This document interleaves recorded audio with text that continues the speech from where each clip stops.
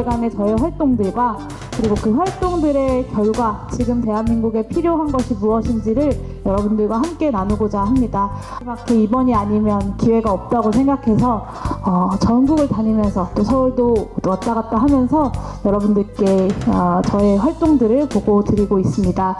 오늘 고향에서 열리는 의정보고회를 축하하러 와주신 분들이 계십니다. 최근에 기본소득당 용혜인 의원이 제안한 것이 있죠. 네, 다가오는 총선 승리를 위하여 개혁연합신당을 제안을 했는데요. 개혁연합신당을 함께 성공하기 위해서 힘을 모아주시고 계신 분이 축사를 하러 와주셨습니다. 사회민주당 한창민 공동창당준비위원장님의 축사부터 큰 박수로 듣도록 하겠습니다. 사랑하고 존경하는 우리 고향 시민 여러분, 그리고 기본소득의 가치를 실현하고자 끝까지 그 꿈을 따라서 함께 가고 있는 우리 기본소득당 동지분들 너무 반갑습니다. 다시 한번 인사드리겠습니다. 사회민주당 창당준비위원장 한창민입니다. 사회민주당은 기본소득당과 함께 진보적 정권 교체와 대전환의 혁신국가를 이끄는 새로운 정치 세력이 되고자 모였습니다. 용혜인 의원이 이번 국정감사에서 국정감사를 가장 잘한 국회의원 1위에 뽑힌 것은 너무도 자랑스러운 일이고 여기 있는 시민들과 그리고 당원들의 자랑이어야 된다고 생각합니다. 용혜인 의원님 딱 하면 떠오르는 게 잘못된 세상을 국민들을 위해서 정치를 어떻게 변해야 되는지 질책하는 소리입니다. 그리고 그것이 우리 국민들이 국회의원에게, 국민의 대표자인 국회의원에게 당연히 바라던 모습입니다. 사회민주당과 기본소득당이 꿈꾸는 방향은 같습니다. 그것은 인간이 인간답게 존엄한 존재로 인정받기 위해서는 국가와 정치가 아주 기본적인 삶을 책임져야 된다는 그런 방향성입니다. 그리고 정치가 그 앞에서 선두에서 국민들의 행복을 만들어가지 못한다고 하면 정치적 소명은 없는 것이기 때문에 우리가 뜻을 함께 모았습니다. 국민들과 함께 호흡하면서 눈 맞추고 대리인으로서 정말 필요한 존재로서 정치를 바꿔나가자, 이렇게 약속한 바 있습니다. 사실 이 자리에서 딱 하나는 말씀드리고 싶었습니다. 절망의 시기가 길어질수록 희망이라는 단어가 사치로 느껴질 때가 많습니다. 그리고 한 걸음 나아갔는데 두 걸음 물러설 때마다 좌절하기 십상입니다. 지금이 그 상황입니다. 그렇지만 정치가, 그리고 우리 민심이 한 가닥의 희망을 놓아버린다면 우리 미래 세대의 꿈도 다 잃어버리는 겁니다. 그래서 여기 계신 어르신들, 그리고 나와 동년배의 우리 많은 시민들이 우리의 삶과 우리 미래 세대의 삶을 위해서 끝까지 용기를 내어주십시오. 그리고 기본소득당과 사회민주당이 걸어가는 길에 손잡아 주시고 함께 길을 걸어가 주십시오. 고맙습니다. 한국네트워크의 이사장이자 기본소득당 중앙당 후원회 후원회장이시기도 합니다. 안효상 이사장님 모시고 축사 듣겠습니다. 큰 박수로 맞아주십시오. 네, 제가 고향 시민이기도 해서 이 자리에 왔고요. 작지만 강한 사람에 대한 이야기, 간단하지만 큰 비전이 있는 기본소득이라는 정책에 대한 이야기, 이 두 가지를 묶어서 도대체 무슨 말씀으로 축하를 드리고 격려의 말씀을 할까, 뭐 이런 고민을 잠깐 하다가 슬램덩크라는 유명한 만화가 있죠. 물론 안 보셨어도 됩니다. 다 알 수 있는 이야기예요. 농구를 시작한 지 얼마 안 되는 이 우리의 강백호를 중심으로 우리의 공격을 풀어가겠다는 이 안 감독님의 말씀에 모두가 경악했지만 그 의도는 최소한 전체적으로 힘이 약할지 몰라도 최소한 여기에서는 이길 수 있다. 저는 용혜인 의원이 그렇다고 생각합니다. 우리의 진보 개혁 진영이 현재 힘이 약하지만 용혜인 의원이 어떤 국면에서 단 한 석밖에 없는 기본소득당의 의원으로서 국회라는 무대에서 아니면 거리에서 그 어디에서도 누구도 막아낼 수 없는 어쨌든 강한 힘을 발휘했다고 생각합니다. 그런 또 다른 출발점, 그래서 우리가 기억할 만한 어떤 시간들, 우리 그때 그랬지, 그렇게 만나서 이야기했고 약속했다. 그리고 오늘 우리는 이만큼 함께 힘을 모아서 여기까지 왔다라고 얘기할 때 그때 오늘 이 자리를 다시 돌아보는 이른바 비례대표 의원이 한 번도 해본 적이 없는 전국을 다니면서 하는 의정보고에 내가 참여하길 잘했고 그것이 서로에게 힘을 주는 일이 되었어 라고 기억할 수 있는 그런 자리가 되기를 바라면서 한 사람이 얼마나 많은 일을 할 수 있는지 우리는 두 사람에게서 봅니다. 한 사람이 얼마나 세상을 짧은 시간 내에 쉽게 망칠 수 있는지도 보고요. 한 사람이 얼마나 많은 일을 또 해낼 수 있고 앞으로 나갈 수 있는지를 보여주기도 하고 하지만 그것을 여러분들이 함께 같이 해주기 때문에 그런 것이 있다는 자리라 그런 일이 있었고 그런 것들을 다시 한번 나누고 확인하는 자리가 오늘이라고 생각합니다. 그런 의미에서 용해위원회 고양시 의정부고회를 다시 한번 축하드립니다. 예, 감사합니다. 약자가 억울하지 않은 세상을 원하시면요, 그 사람들 편에 있는 사람을 뽑아야 됩니다. 우리가 바라는 세상을 만들어 줄 사람이 맞는가? 맞다면 그 미래에 함께하는 것까지 오늘 결정할 수 있는 그런 의미 있는 자리가 되지 않을까 이런 생각을 해봤습니다. 제가 존경하는 정치인인 노무현 대통령께서 옛날에 이런 말씀을 했던 게 제가 기억이 나요. 노조원들 몇천 명을 앞에다 세워놓고 여러분 잘 살고 싶으세요? 그래서 제가 그 연설을 처음 볼 때 그럼 어떻게 해야 되는지 압니까? 그래서 제가 무슨 말을 할까 궁금했어요. 잘 살고 싶으시면 어떻게 해야 됩니까? 라고 하는데 노무현 대통령이 때 이런 얘기를 해요. 예, 의리가 있어야 됩니다. 이런 얘기를 하셨어요. 그래서 제가 잘 사는 거하고 의리하고 무슨 상관이야? 그때 이해를 못했어요. 그런데 이제 이해가 됩니다. 우리가 과거의 용해인을 알고 오늘의 용해인을 알고 미래의 용해인을 확신하러 왔잖아요. 그래서 제가 좀 전에 말씀드렸죠. 정의로운 세상, 억울한 약자가 없는 세상을 원하잖아요. 그럼 우리는 용해인하고 의리가 있어야 돼요. 앞으로 지금부터 미래에 펼쳐갈 용해인의 모든 의정활동과 정치적 선택에 있어서 여러분들이 의리로 함께 해주시면 그러면 예, 억울하지 않은 세상, 정의로운 세상이 좀 더 빨리 올 거다. 이런 말씀을 좀 드리고요. 예, 저는 용해인 의원님이 이제 지역구가 전국이지 않습니까? 예, 그러니까 이 동네 지역구 국회의원은 따로 있지만 용해인 의원은 어떻게 보면 저의 국회의원이잖아요. 우리 국민 모두의 국회의원이잖아요. 예, 저는 여러분들이 그 확신을 갖기에 좋은 말, 용해인 의원은 저의 국회의원으로서 참 좋았습니다. 예, 오늘 자리 축하드리겠습니다. 고맙습니다.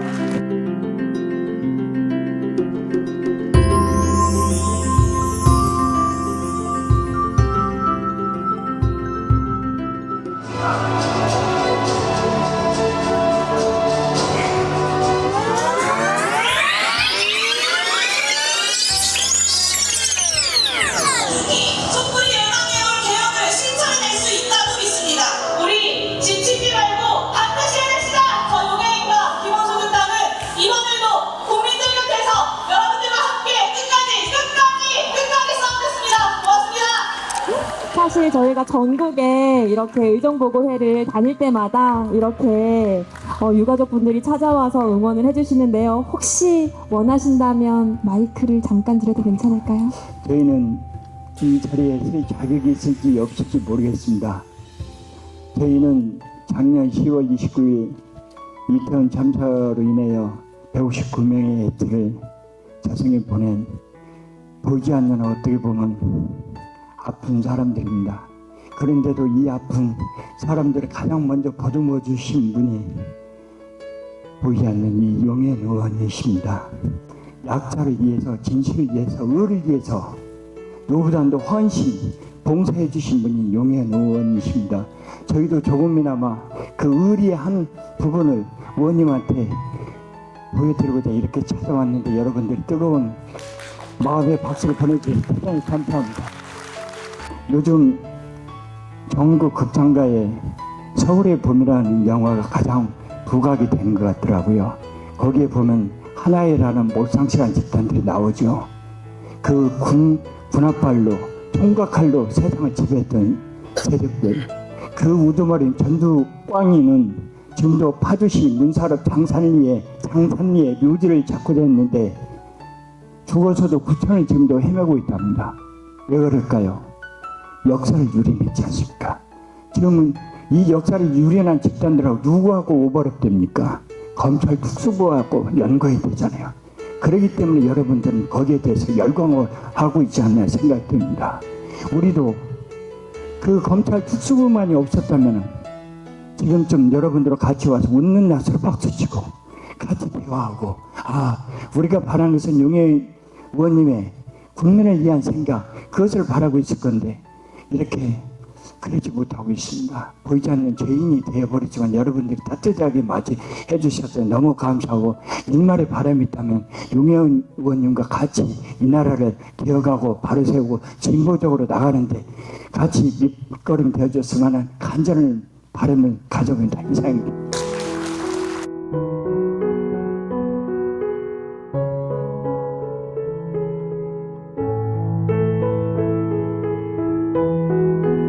후보자 이야기 아마 하시는 거겠죠. 네, 되게 힘들었던 인사청문회였습니다. 저도 인사청문회를 한 6, 7번 정도 해봤는데 그때가 아마 제일 힘들지 않았나라는 생각이 듭니다. 저에게 딱 하나의 장면을 꼽아라 라고 하신다면 저는 주저하지 않고 이태원 참사 진상규명을 꼽겠습니다. 오늘 이 자리에 유가족분들도 너무 감사하게 또 이 자리에 함께 해주고 계신데요. 2014년 4월 16일 다들 기억하실 겁니다. 2014년 4월 16일 세월호 참사가 있었습니다. 저는 거리로 나섰습니다. 그리고 가만히 있으라 라고 적힌 피켓을 들고 유가족들의 곁을 지켰습니다. 세월호 참사가 저에게 남겼던 질문이 있습니다. 살아남은 우리가 해야 하는 일이 무엇인가? 라는 질문이었습니다. 매번 반복되어서는 안 되는 참사가 반복되게 하는 정치, 그리고 참사가 반복되고 나서야 그 다음에야 우리가 뭘 고쳐야 할지를 찾는 정치가 아니라 국민의 생명과 존엄 그리고 안전을 지키는 것을 최우선 목표로 하는 국가가 필요하다. 세월호 이후는 달라야 한다 라고 생각했습니다. 그 답이 저에게는 정치였습니다. 그런데 작년 10월 29일 이태원 참사가 다시 발생했습니다. 윤석열 정부의 대응은 9년 전 박근혜 정권 당시와 별로 다를 바가 없었습니다. 어떻게 보면 더하다 싶을 정도였습니다. 그 누구도 책임지지 않았고 어떤 책임도 지지 않았습니다. 그리고 유가족들을 정치적이라고 공격하면서 고립시키려고 노력했습니다.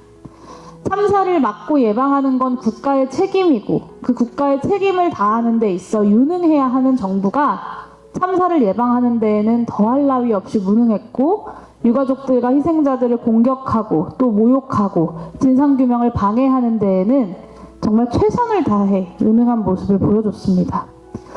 정치를 처음 해야겠다라고 마음먹었던 그 소명을 다하기 위해서라도 이태원 참사 유가족들의 곁을 지켜야겠다고 생각했습니다. 부족했지만 나름대로는 혼신의 노력을 다했습니다. 저도 저희 보좌진들도 쏟아지는 자료들을 하나하나 살피고 관련 법령들을 들여다봤습니다. 그게 9년 전과 다르게 제가 국회의원으로서 할 수 있는 추모라고 생각했기 때문이었습니다. 국정감사가 끝나고 이태원 참사 국정조사부터 이상민 장관 탄핵, 그리고 이태원 참사 특별법의 발의와 심사까지 저도 그리고 저희 보좌진들도 9년 전 살아남은 우리가 해야 할 일이라는 질문에 답하기 위해서 매 순간 진심을 다했습니다. 그럼에도 부족했습니다. 여전히 진상규명의 과제는 남아 있습니다. 그리고 이태원 참사 책임자들 아직 다 처벌하지도 못했습니다. 참으로 유가족분들께 그리고 희생자분들께 국민 여러분들께 송구스럽습니다.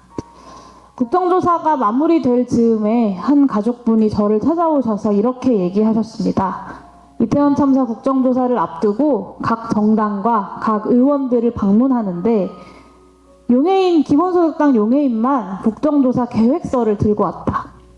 그것만으로도 안도하게 됐고 그때부터 믿었고 그러니까 고맙다. 그 말씀을 듣고 한참 눈물이 났습니다. 그리고 대한민국의 정치가 그 누구도 내 편에 서서 그리고 내 자리에 서서 함께 울고 함께 일해줄 것이라고 생각할 수 없는 현실이구나 라는 생각을 했습니다.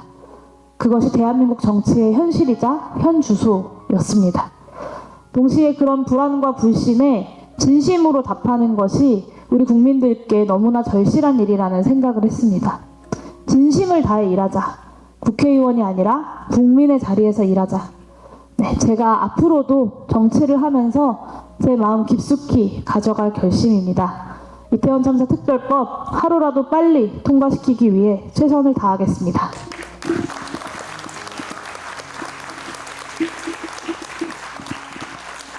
네, 올해 의정활동을 요약하면서 제가 여러분들께 전하고 싶었던, 드리고 싶었던 말씀도 진심을 담은 정치였습니다.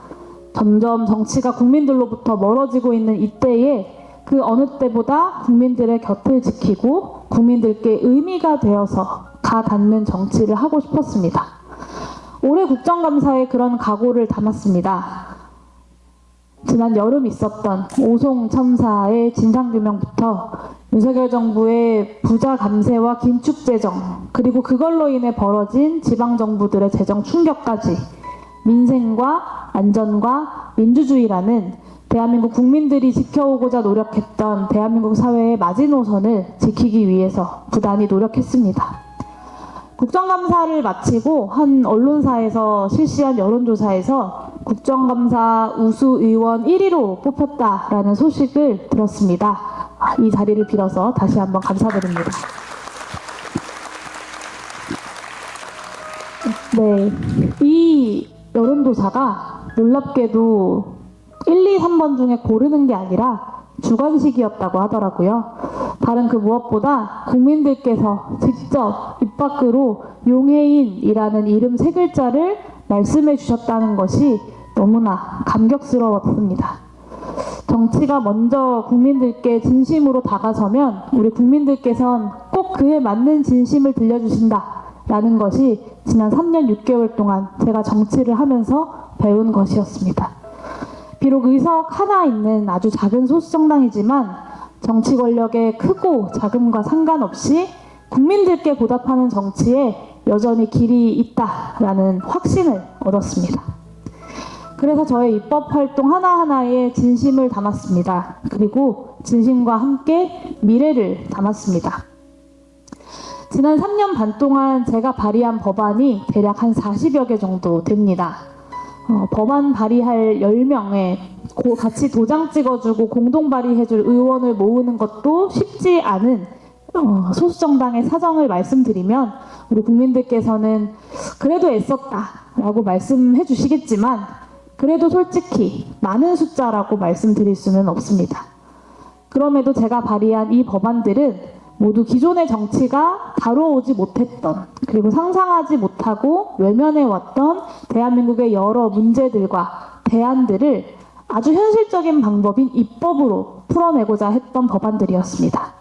나름대로 법안 하나하나가 대한민국의 민생과 미래에 중요한 질문들을 던져왔다고 자부합니다. 특히 기본소득당의 의원으로서 기본소득 공론화법, 기본소득 토지세법, 그리고 기본소득 탄소세법을 최초로 발의해서 대한민국 기본소득 입법의 기틀을 다졌는데요. 특히 기본소득 토지세법 같은 경우는 공유부 배당의 원칙을 입법으로 담아냈다라는 점에서 저에게 아주 큰 의미가 있는 법안입니다. 토지는 우리 공동체가 함께 소유하는 것이고, 그래서 토지에서 나오는 이익도 공동체가 함께 나누어야 한다는 것은 당연한 이치입니다. 저 혼자 그렇게 주장하는 것이 아니라 멀게는 조선시대 실학자 정약용 선생이 주장했던 정전제, 여전제부터 지금 87년 민주항쟁 이후에 만들어낸 대한민국의 헌법, 그리고 더불어민주당의 이재명 대표가 주장해왔던 국토보유세까지 일맥상통하고 있는 철학이기도 합니다. 그 철학을 법률로 담아내고자 했던 것이 바로 이 기본소득 토지세법이었습니다.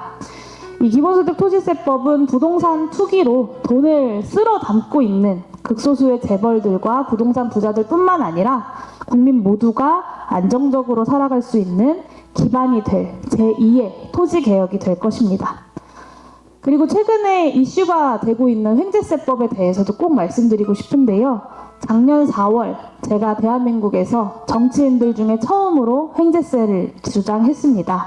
그 논의가 이제는 가장 많은 의석을 가진 그리고 제1야당인 더불어민주당이 은행 횡재세법을 당론 발의하는 것까지 이어졌습니다. 소수정당이 아무리 의석수가 작아도 정책적으로 유능하다면 큰 정당들을 견인해내서 구체적인 개혁을 만들어내는 좋은 선례를 만들어가고 있다고 생각합니다. 감사합니다. 네, 그리고 저의 고민들 그리고 저와 함께 이 시대를 살아가고 있는 엄마 아빠들의 고민도 의정활동에 담아보려고 노력했습니다. 저희 아들입니다. 네, 보이시나요? 네, 저랑 닮았나요? 네. 이제 어디 같이 다니면 혼자 나왔냐 이런 얘기를 듣기도 하는데요. 또 신기하게 진짜 유전자가 정말 신기한 게 남편이랑 아들이랑 다니면 또 그 둘이 많이 닮았다 이런 얘기를 하시더라고요. 네, 이제 31개월 된 아기인데요. 저도 30대에 일하는 아기 엄마로서 아기 양육하는 엄마 아빠들이 겪는 고충들을 해결해 보고자 노력했습니다. 그리고 노키즈존 같이 대한민국의 양육자들과 아동들을 차별하고 또 배제하는 현상에 대해서 문제 제기하기도 하고 합계 출산율 0.78이라고 하는 아주 충격적인 숫자에 대한민국이 무엇을 해나가야 하는지 대한민국이 준비해야 될 것이 무엇인지를 차근히 제시해 왔습니다. 용해인과 기본소득당의 의정활동은 진심을 담은 미래정치라는 원칙을 튼튼하게 다져왔습니다. 그게 제가 지난 의정활동을 통해서 여러분들께 전해드리고 싶었던 좋은 정치의 모습이었고 또 저의 진심이었습니다. 의정활동에 관한 내용들은 오늘 전해드린 의정보고서에 더 자세하게 담았습니다. 집에 가실 때 한 10장씩 들고 가셔서 주변에 이런 의원도 있다더라 라고 알려주시면 더할 나위 없이 감사할 텐데요. 제가 최근에 들었던 아주 영광스러운 칭찬이 하나 있습니다. 저의 머릿속을 가장 가득 채웠던 칭찬 중에 하나가 용해인을 모르면 몰랐지 알면 좋아할 수밖에 없다 라는 말씀을 해주셨는데요. 네, 감사합니다. 여러분들이 용해인이라는 정치인을 주변에 모르는 사람 없도록 알리는 데에 부끄럽지 않도록 더욱더 최선을 다하겠다라는 약속을 드립니다. 의정활동에 관한 보고는 이렇게 좀 마무리해보고 오늘 여기서는 조금 더 나아가 보려고 하는데요. 바로 대한민국이 나아가야 할 미래에 대한 이야기입니다. 대한민국이 위기라고 합니다. 저출생 위기, 인구 위기, 지역 소멸 위기, 불평등과 양극화의 위기, 그리고 기후 위기, 다양한 위기들이 대한민국을 덮쳐오고 있습니다. 대한민국의 여러 가지 위기들이 이렇게 중첩되고 있고 또 동시에 극복되지 못하고 있는 이 위기의 원인은 바로 미래로 나아가지 못하고 있는 정치에 있다고 생각합니다. 그리고 그 정치의 중심에 윤석열 정권의 무능함과 무책임함이 있습니다. 제가 오늘 이 자리에서 윤석열 정부의 퇴행이 어디서부터 어디까지 어떤 분야에서 어떻게 일어나고 있는지 하나하나 구체적으로 말씀드리지는 않겠습니다. 아마 저보다 더 잘 알고 계실 텐데요. 오늘은 왜 우리 정치가 작동하지 않고 있는지 그리고 저 무능하고 무책임한 정치를 멈춰 세우고 고쳐내지 못하고 있는지 어디서부터 무엇부터 다시 시작해야 하는지 제가 지난 3년 6개월 동안 고민했던 이야기를 들려드리고자 합니다. 네, 저는 분명히 말씀드릴 수 있습니다. 대한민국 현재 정치 위기의 본질은 바로 복합적 위기에 대응할 국가 전략의 부재에 있다고 생각합니다. 돌이켜보면 역대 정부들은 그 정부가 무엇을 하고자 하는지 한 단어로 설명할 수 있었습니다. 여러분들 예를 들면 노무현 정부 때는 지역균형 발전, 그리고 국가비전 2030 같은 것들이 있었고요. 문재인 정부 때는 소득주도 성장이라는 단어로 국가가 해야 하는 역할, 그리고 대한민국이 나아가야 할 방향을 제시했었습니다. 그런데 여러분, 윤석열 대통령 당선되고 2년에 가까운 시간이 지나는 지금 윤석열 정부가 만들고자 하는 대한민국을 여러분들은 한 단어로 설명할 수 있으실까요? 네, 없습니다. 설명할 수 없습니다. 왜냐? 윤석열 대통령은 그런 대한민국의 모습을 대한민국이 나아가야 할 방향을, 그리고 그 그림을 가지고 있지 않기 때문입니다. 윤석열 정권의 철학을 우리는 알지 못합니다. 도대체 윤석열 대통령이 어떤 나라를 만들려고 하는 건지 알 수 없습니다. 후보 시절에 7원절구로 내뱉었던 여성가족부 폐지, 그리고 주 69시간 노동제, 만 5세 입학, R&D 예산 삭감, 네, 금요일 저녁에 네, 심기를 불편하게 하는 사진을 보여드려서 죄송한데요. 네, R&D, 저 깜짝 놀랐습니다. 네, R&D 예산 삭감, 그리고 김포 서울 편입같이 철학 없고 일관성 없고 준비도 안 된 설익은 정책들만 일단 던져보고 아니면 많은 식으로 주워 담기에 급급합니다. 이 대한민국에 처해 있는 이 지금의 거대한 위기를 어떻게 극복할 건지 전혀 알 수 없는 그 국가 전략의 공백을, 그 부재를 정치 검찰과 공산 전체주의 같은 색깔론 따위가 가득 메우고 있습니다. 근데 윤석열 대통령이 만들고자 하는 대한민국의 모습이 어떤 건지 우리가 알면 이 퇴행의 끝이 어디까지인지 예측이라도 하고 마음의 준비라도 하고 가늠이라도 할 텐데, 도대체 윤석열 대통령이 만들고자 하는 대한민국이 뭔지 모르니까 퇴행의 끝이 예측조차 되지 않습니다. 예측할 수 없으니까 국민들은 더 불안하고 더 두려울 수밖에 없습니다. 각종 여론조사 보시면 콘크리트 30% 지지층이 중요한 게 아닙니다. 저는 아주 명확하게 윤석열 정권이 잘 못하고 있다라고 이야기하는 60%나 되는 강력한 부정평가가 국민들의 불안과 불신의 증거라고 생각합니다. 역대 어느 정권도 임기 시작부터 2년이 되는 그 시점까지 이렇게 강경하게 일관되게 반대 여론이 높았던 적이 없습니다. 고물가, 고금리, 그리고 고유가, 이런 민생 3중고부터 시작해서 미국과 중국 간의 기술을 둘러싼 패권 경쟁으로 인한 지정학적, 지경학적인 위기까지 윤석열 정부에 이르러서 대한민국이 처해 있는 여러 가지 복합적 위기들이 해소되지 못하고 더 심화되고 있습니다. 그리고 이 위기가 국민들의 오늘을 위협하는 것뿐만이 아니라 대한민국의 미래까지 잠식해 나가고 있습니다. 매일같이 유튜브에 나오고 그리고 라디오에 나오는 정치평론가들은 마치 정당 내의 권력투쟁만 잘 관리해서 다음 총선에서 공천만 잡음 없이 잘하면 이 정치를 다시 회복할 수 있을 것처럼 이야기합니다. 저는 그건 미봉책이지 정치의 위기를 해결할 본질은 아니라고 생각합니다. 매번 선거 때마다 국회의원 절반이 물갈이가 됩니다. 늘 새로운 얼굴, 초선 의원들이 절반이 되는데요. 그렇게 국회의원 절반의 얼굴이 바뀌었다고 해서, 물갈이가 되었다고 해서 지금까지 대한민국이 얼마나 바뀌었는가, 국민들의 삶과 미래가 바뀌었는가를 돌아보면 별로 바꿔내지 못했던 것 같습니다. 결국에는 이 거대한 위기와 퇴행에 맞서서 대한민국이 어디로 어떻게 나아가야 하는지 그 국가의 역할에 대해서 정치 세력들이 책임 있게 답변해야지만 국민들과 함께 이 위기를 극복해 나갈 수 있는 것입니다. 이게 제가 정치를 바라보는 관점이기도 하고요. 제가 하고자 하는 정치의 방향이기도 합니다. 제가 최근에 제안드린 개혁연합신당 역시 이런 미래를 향한 정치를 만들어내기 위한 담대한 기획입니다. 네, 감사합니다. 깜짝 놀랐네요. 네. 진심을 담은 정치를 넘어서 미래를 여는 희망으로 나아가고자 합니다. 그러면 기본소득당이 생각하는 국가 전략, 그 국가가 나아가야 할 방향이 뭐냐라고 물어보실 텐데요. 저의 답은 대한민국이 나아가야 할 길, 미래투자 국가입니다. 지금 대한민국에 처해 있는 여러 가지 위기들은 기후위기 따로 해결하고 불평등 따로 해결하고 그리고 기술 패권 경쟁으로 인해서 발생하는 산업 공급망 문제 따로 해결하고 이럴 수 없습니다. 국가의 비전도 마찬가지입니다.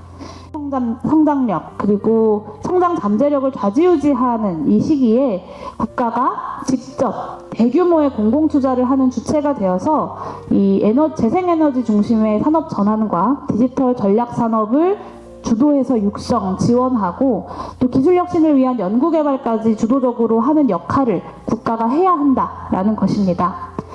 이런 혁신성장 전략을 성공시켜야지만 대한민국이 살아남을 수 있습니다.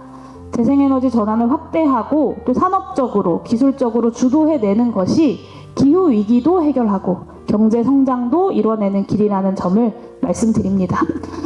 반도체나 인공지능 같은 분야들도 마찬가지입니다. 이미 이 전환을 주도하고 있는 미국과 중국 같은 나라들, 유럽의 여러 나라들은 이런 방향으로 나아가고 있습니다. 저는 여기에 딱 한 가지만 덧붙입니다.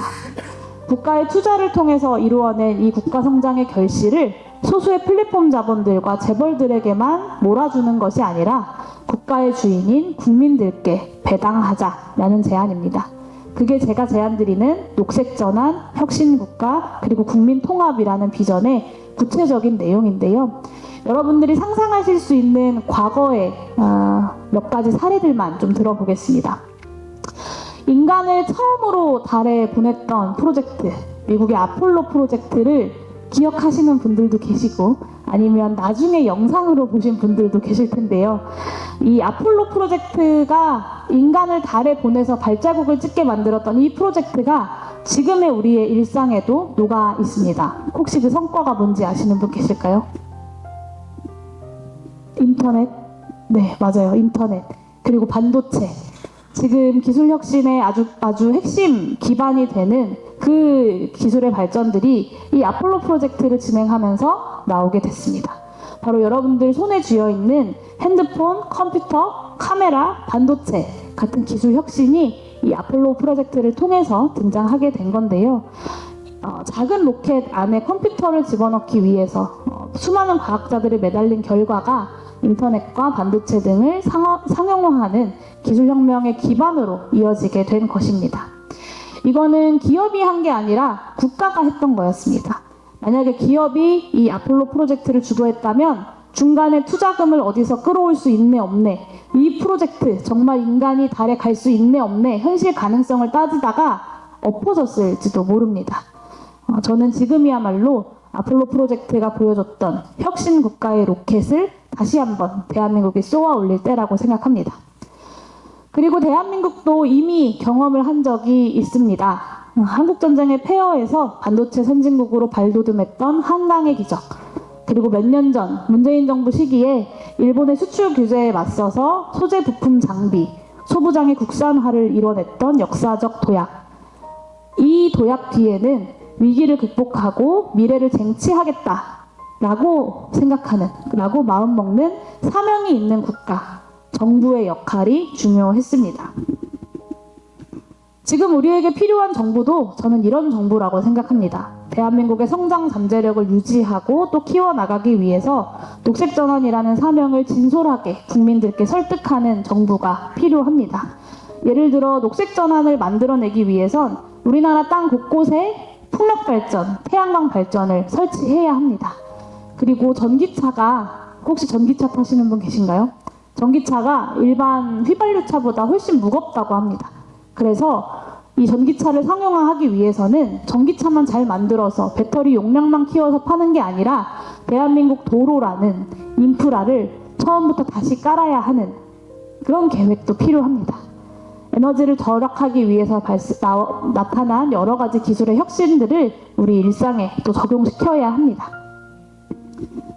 네, 이런 전례 없는 도전을 위해서 긴축 재정을 극복하고 대규모의 재정을 조달하는 용기가 있는 정부, 그리고 재벌과 시장을 맹신하는 것이 아니라 공공선의 도구로 활용할 줄 아는 지혜로운 정부가 필요합니다. 물론 박정희식의 산업화가 남겼던 상흔을 우리는 기억해야 합니다. 민주적이지 않은 산업화는 지양해야 하고요. 국민경제의 성장이 우리 국민 모두의 호주머니를 두둑하게 채워줄 새로운 분배 체계, 그리고 새로운 복지국가의 모델을 구축해 나가야 하는 시대입니다. 그것이 국민 배당, 그러니까 기본소득이 시대 정신으로 요청되는 이유이기도 합니다. 저는 이 미래투자국가야말로 21세기에 직면한 우리의 위기를 극복할 새로운 산업화의 길이고, 87 체제 이후에 불평등의 심화로 인해서 실질적 민주주의를 달성하는 데에 한계가 있었던 그 한계를 극복하고 민주화를 완성하는 길이라고 생각합니다. 이 미래투자 국가와 같은 국가상이 국가상을 내용으로 한 개혁 정치가 대한민국 정치의 중심에 들어오는 것이야말로 대한민국 위기의 원인인 정치를 바꾸고 미래를 여는 희망이 될 것이다 라고 자신 있게 이 자리에서 말씀드립니다. 네, 이제 마무리하겠습니다. 고향 시민 여러분, 저 용해인과 기본소득당은 위기 속에서 해야 할 바, 사명을 분명히 해서 국민들의 진심을 모아내는 것, 그리고 정직하고 담대하게 행해야 할 일들을 행해내는 것이야말로 정치의 소명이라고 생각합니다. 정치 권력의 크고 작음에 주눅드는 것이 아니라 과감하고 책임 있는 진단과 해법을 내놓는 일에 앞장섰습니다. 기본소득 대한민국으로 기본소득 대한민국 대전환의 장을 열고 미래를 향한 개혁 정책들을 만들어 왔고요. 윤석열 정권의 퇴행을 저지할 수 있도록 늘 일관되게 야권의 단일하고 담대한 공조를 강조해 왔습니다. 그리고 지난 강서구청장 재보궐선거처럼 민주진보 진영의 커다란 승리를 위해서 크고 작은 힘들을 모아내는 데 역할을 마다하지 않았습니다. 오늘 이 자리에서 여러분들이 저 용해인과 기본소득당에게 보내주시는 응원과 성원이 새로운 정치를 만들어내라는 진심의 또 다른 이름이고 더 좋은 미래가 다가오리라고 믿는 희망의 또 다른 이름임을 저희는 잘 알고 있습니다. 여러분들이 보내주시는 그 응원과 성원을 더 크게 모아내서 앞으로도 원칙에 기반한 그리고 소신에 기반한 현실주의적 개혁 정치를 해내겠습니다. 여러분들 용해인 어디에 내놓아도 부끄럽지 않은 여러분들의 자랑스러운 정치인이 될 수 있도록 좌고우면 하지 않고 정진하고 또 정진하겠습니다. 앞으로도 최선을 다하겠습니다. 긴 이야기 들어주셔서 진심으로 감사드립니다. 네, 감사합니다. 21대 의정활동을 진심을 담은 정치로 말씀드렸고 또 한편으로는 기본소득당의 정치 비전에 대해서 미래를 여는 희망이라는 이름으로 말씀드렸습니다. 사실 오늘 준비부터 용해인이와 만난다고 굉장히 신나했었던 어린이였습니다. 네, 오늘 의정보고회 사전질문 중에 이런 게 있었어요. 의정활동 중에 가장 절망적이었던 순간과 그래도 희망을 느꼈던 순간에 대해 듣고 싶습니다. 지금의 마음 잃지 마시고 훗날 멋진 국민들의 편은 서는 대통령이 되어주세요 라고 남겨주셨는데요. 네. 우선은 가장 절망적이었던 순간과 그래도 희망을 느꼈던 순간을 많이 궁금해하시는 것 같습니다. 절망적인 순간을 생각하다가 깜짝 놀랐는데 가장 절망적이었던 순간은 다른 것보다 내가 누구와 대화하고 있는 건가 라는 생각이 들 때였어요. 한 장면을 뽑아보자면 저희 이태원 참사 국정조사 하면서 제가 뭐 여기서 실명을 말하진 않겠으나 국민의힘 한 의원이 유가족들에게 같은 편이네 같은 편이야 이런 얘기를 하는 모습을 봤고 그리고 언론 보도를 통해서 바깥에서도 이제 대화를 좀 하자 어디 가시냐라고 이야기하는 유가족들을 냉소하면서 지나가는 이제 영상이 돌발 영상이 나왔었거든요. 근데 그걸 이제 현장에서 보면서 아니 이게 뭐라고 할까요? 그냥 단순히 사람과 사람이 의견이 달라서 말이 통하지 않는 게 아니라 내가 정말 사람과 대화를 하고 있는 것이 맞을까? 그래서 이 대화의 끝이 어떤 좋은 결론을 우리가 만들어낼 수 있는 걸까? 그런 희망이 우리에게 있는 걸까? 라는 생각을 사실 그때 했었고 그때 가장 절망스러웠던 것 같아요. 이 지난하고 고통스러운 시간을 이 시간을 겪고 그 끝에 우리가 도달해야 되는 어떤 지점이 있는데 우리가 과연 거기까지 갈 수 있는 걸까라는 생각에 좀 많이 절망했던 순간이었고 그럼에도 불구하고 다시 어떤 믿음과 희망을 가지고 힘을 냈던 건 아까 이제 발표하면서 말씀드렸던 유가족분들의 그런 힘이 오히려 저에게 더 큰 힘이 됐고 그 절망을 딛고 다시 시작할 수 있는 동력이 된 것 같습니다. 네, 특히 국조하면서는 이 거대한 벽과 고구마 한 100개쯤 먹은 듯이 이렇게 대화를 해야 되는데 그 벽이 너무 사악한 의도를 갖고 있다라는 것을 확인하는 매 순간마다 좀 힘들지 않았나. 그래서 국정조사할 때 중간중간 쉬는 시간마다 의원실로 돌아오면서 진심으로 분노를 느끼며 씩씩거리면서 이렇게 돌아왔었던 용혜인 의원의 모습이 또 생각납니다. 제가 무척 존경하는 의원님이 의정보고서로 전국 순회를 하신다는 소식을 듣고 정말 설레네요. 저는 비록 아직 사회에 진출하지도 않은 그저 학생이지만 의원님의 김행 청문회와 국민의 방송이 아닌 박민의 방송이라는 글을 보고 언젠가는 제가 국민을 위한 국민의 알 권리를 최우선으로 보장하는 언론인이 되고 싶다는 생각을 했습니다. 의원님이 생각하시는 뉴스를 전하는 언론인의 올바른 태도는 무엇이어야 할지 여쭙고 싶습니다 라고 해주셨는데, 네, 아무래도 고양시에는 과거에도 굉장히 많은 방송사가 있었고, 그리고 고양시가 또 방송 산업에 굉장히 많은 지원을 또 하는 곳이기도 하거든요. 그래서 언론 탄압과 관련된 이런 질문 혹은 언론인은 어때야 하는가 이런 질문도 남겨주신 게 아닐까 하는 생각이 듭니다.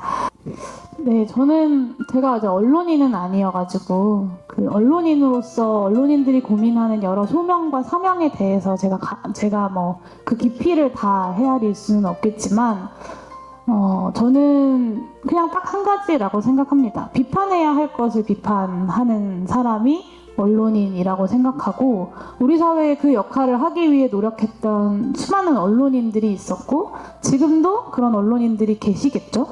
그리고 그 비판하는 것들을 못 견디기 때문에 어떻게든 이렇게 본인의 말을 잘 듣거나 혹은 비판하지 않는 언론을 만들려고 길들이기 하고 탄압하는 권력자가 있는 거고요.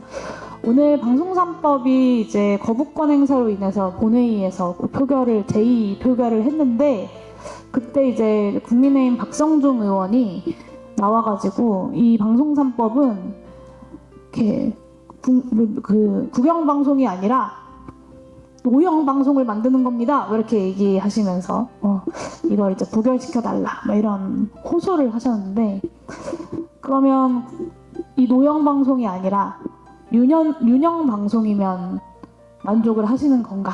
라는 생각이 좀 많이 들었어요. 도대체 언론이라는 것을 무엇이라고 생각하는지 다시 묻지 않을 수 없었고, 이동관 전 방통위원장이 사퇴를 하고 이제 새로운 검사 출신의 방통위원장 후보자가 지명이 됐는데, 예전에 왜 교육 비리 같은 거 수사 많이 해봐가지고 내가 교육 문제 잘한다라는 말씀을 누가 하셨잖아요. 검사 출신 누군가가. 네, 여러분들이 다 아시는 그분. 아마 방송통신과 관련된 업무들도 검사가 제일 잘한다 라고 생각하시는 게 아닌가 이런 생각이 듭니다. 근데 이동관 씨가 이제 물러나기 전에 제2의 이동관, 제3의 이동관이 나올 거다라고 했는데, 뭐 방송작의 꿈을 버리지 않으면 당연히 제2의 이동관, 제3의 이동관이 나오겠죠. 하지만 그 제2의 이동관, 제3의 이동관을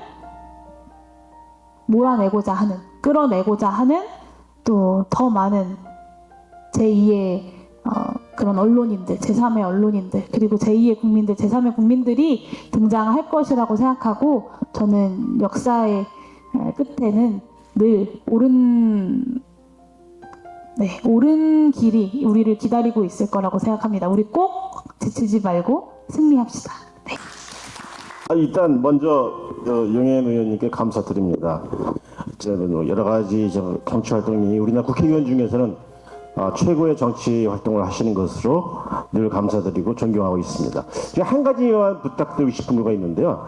말씀하셨던 그 개혁 연합 신당론이 참 중요하다고 보여집니다.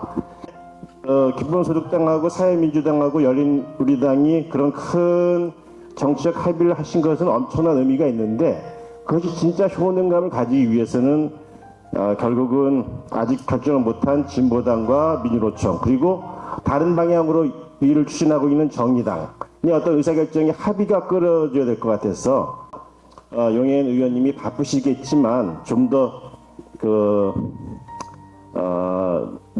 전략적으로 협의하시고 협상하시고 그런 일을 많이 그러니까 용해인 의원님이 먼저 다가가고 어떤 면에서는 자존심 버리고 협박하고 협상하고 그렇게 해주시는 것 외에는 다른 길이 있지 않을까. 그래서 그런 부탁의 말씀을 드리려고 합니다. 네, 개혁연합신당이 갖고 있는 원칙이 있습니다.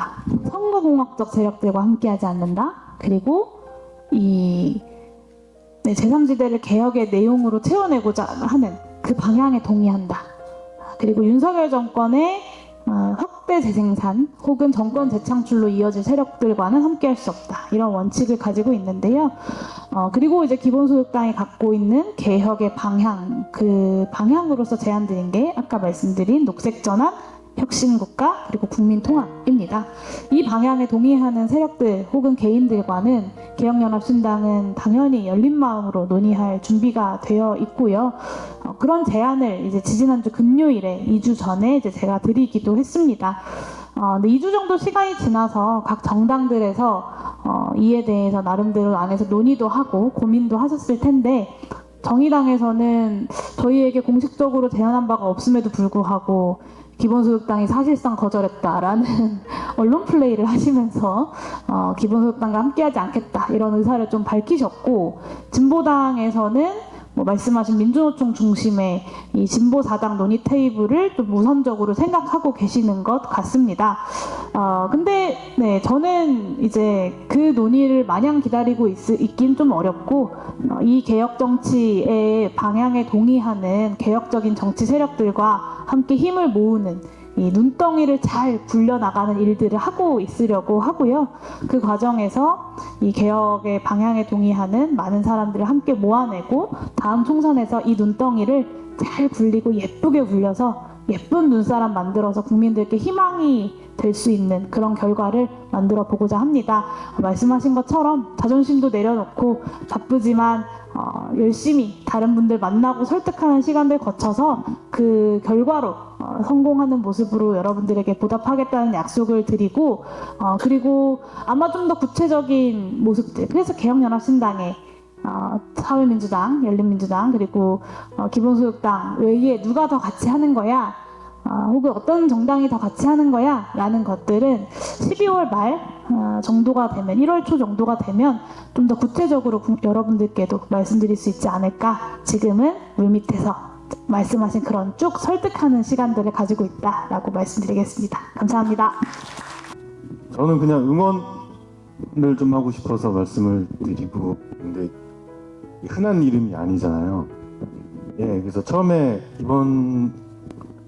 이번에 기본소득당에서 용해인이라는 사람이 국회에 들어왔다는 거 보고, 예전에 이 용해인이 맞나 제일 그거부터 검색을 해봤었거든요. 근데 맞더라고요. 그래서 처음엔 되게 반가웠었고, 그때부터 이제 주변 사람들한테 용해인이라는 사람이 되게 괜찮은 사람이다라고 이제 알렸는데, 지금 개혁연합신당으로 하시는 방향이 가장 확실하고 가능성 있는 방향이라고 저는 생각하고 주변에도 알리고 있거든요.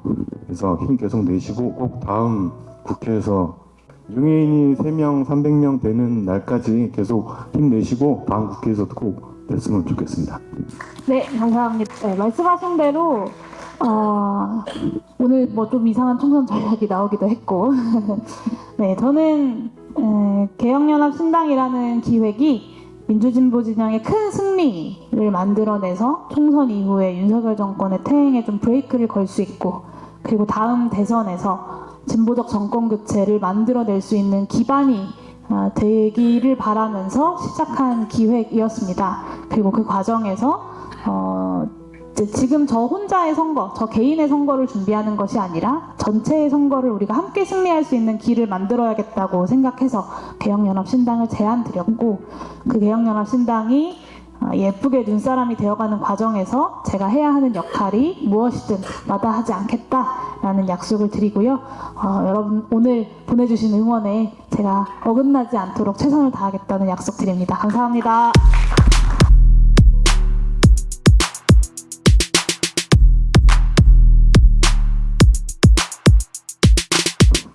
제가 고양시에 살아서 응원차 왔습니다.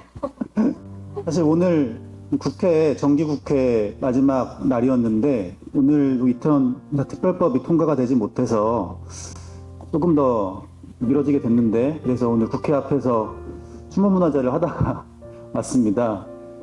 이태원 참사 초기부터 국정조사할 때 용해인 의원님 같은 분이 같이 해주셔서 정말 기뻤고, 알게 돼서 반가웠고 고마웠다는 말씀을 좀 드리고 싶었고요. 내년에도 앞으로도 잘 되시기를 바라는 마음입니다. 저도 제 상황과 여건에서 사회에 기여할 수 있는 방법이 뭐가 있을지 생각을 해보려고 하고 있는데,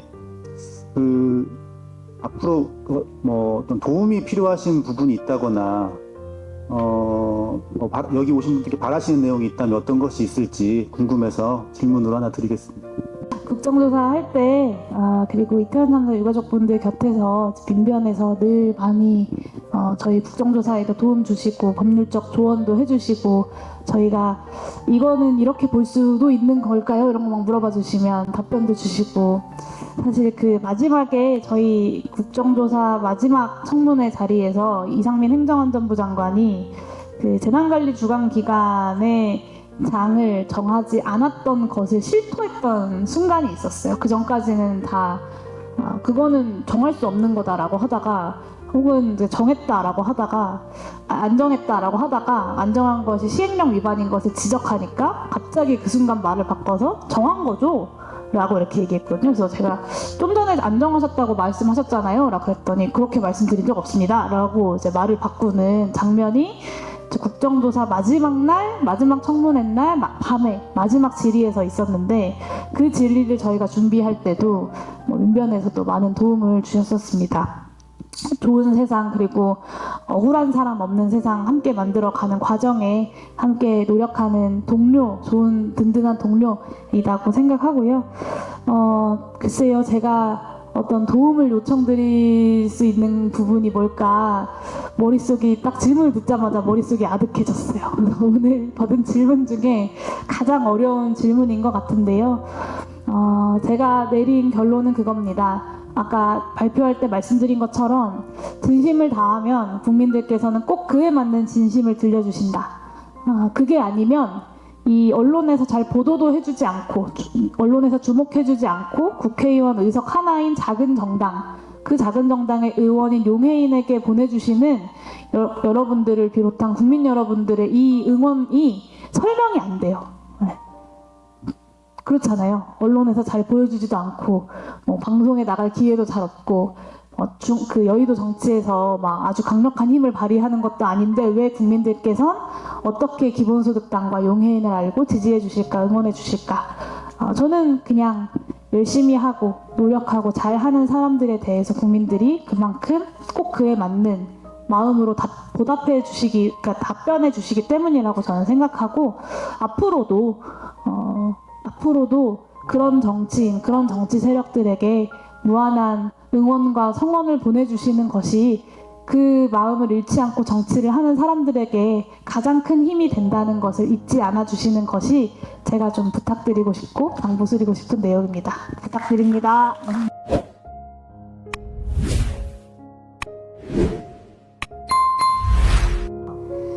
이런 자리에 이제 처음이자 마지막이라 돼서 저는 이제 우리 용해인 의원은 앞으로 그 신념과 용기를 잃지 않는 한 큰 인물이 될 것이라고 저는 확신합니다. 그런데 제가 오늘 부탁드리고 있는 말씀은, 그 여자 의원들이 그 당에서 그 억지나 말도 안 되는 주장을 할 때 꼭 그 여자 둘을 내세워서 그 얘기를 합니다. 그런 걸 볼 때마다 제가 자괴감을 느껴요.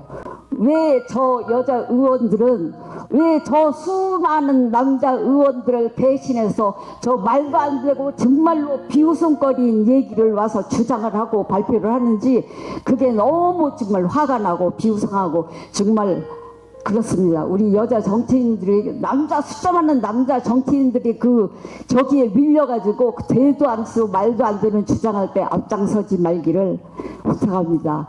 그리고 우리 용해인 의원은 정말로 큰 인물이 될 거라고 저는 확신합니다. 감사합니다.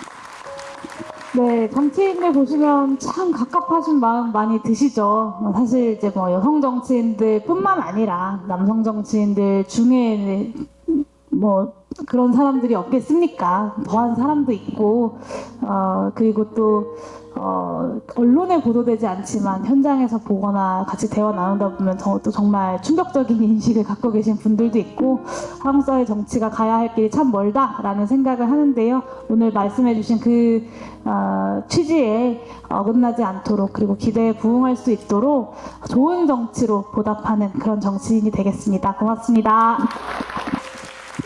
네, 9번째 의정 보고회를 다녀보니까 정말 지역마다 그리고 여기 함께 해주시는 분들마다 다양한 이야기들이 나오는데요. 오늘은 좀 어땠냐면요. 굉장히 정치에 대한 기대를 안고 있으신 분들이 용혜인 의원에게 수많은 당부와 바람을 전하는 또 시간이었었던 것 같아요. 그래서 또 우리 용혜인 의원이 느꼈었던 것이 많을 것 같은데요. 마지막으로 소감 한마디 말씀해 주신다면요. 네, 저는 참 복이 많다라는 생각을 해요. 세상에 어느 국회의원, 비례대표 국회의원이 전국을 다니면서 이렇게 많은 분들과 함께 눈 마주치면서 고민을 나누고 이야기하는 인생의 시간을 가질까를 생각해 보면 제가 참 복받았다 이런 생각 많이 하는데요. 앞으로도, 그리고 내년에도 내후년에도 여러분들과 함께 여러분들의 자랑스러운 정치인 그리고 자랑스러운 국회의원으로서 여러분들과 계속해서 고민을 나눌 수 있도록 오늘 보내주신 응원과 성원에 힘입어서 지치지 않고 열심히 노력하겠습니다. 근데 계속 열심히 하겠다, 최선을 다하겠다라는 말씀을 계속 차례 드려서 참 민망하기도 하고 송구하기도 한데요. 어떡할까요? 제가 그 말씀 말고는 드릴 말씀이 없는 것 같습니다. 네, 진심으로 최선을 다하겠습니다. 고맙습니다. 감사합니다. 네, 힘내라고 그리고 앞으로도 지금 같은 모습으로 계속 힘있게 정치해 나가라고 우리 용혜인 이름 3번만 크게 외쳐보겠습니다. 네, 힘내십시오. 시작! 용혜인! 용혜인! 용혜인! 네, 함께 해주신 모든 분들 너무나 감사드립니다. 고맙습니다.